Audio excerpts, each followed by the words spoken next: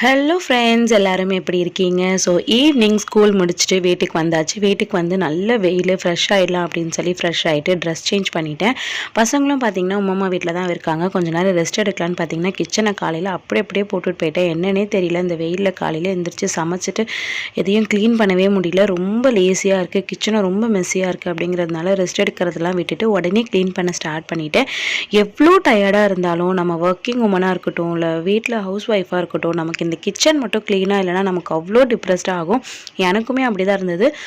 ஒர்க்குக்கு போயிட்டு வந்த டயர்டை விட அந்த கிச்சனை பார்த்தோன்னே இன்னும் அப்செட் ஆகிட்டு பாத்திரம் எல்லாத்தையும் எடுத்து சிங்கில் வந்து மாற்றி போட்டாச்சு.